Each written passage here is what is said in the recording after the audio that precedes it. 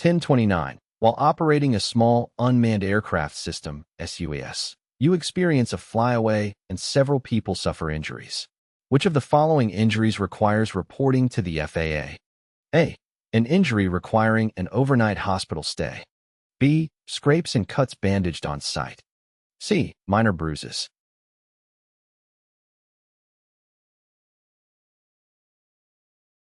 The correct answer is A. According to Part 107 regulations, all sUAS accidents that result in injury to any person or property damage greater than $500 must be reported to the FAA within 10 days. Therefore, in the given scenario, the injury requiring an overnight hospital stay must be reported to the FAA. 1030.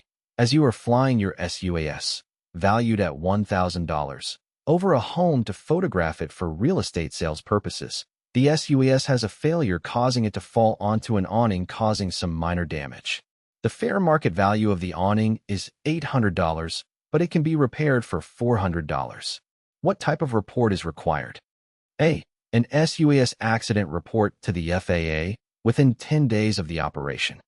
B. An sUAS incident report to the FAA within 10 days of the operation. C. No report is required.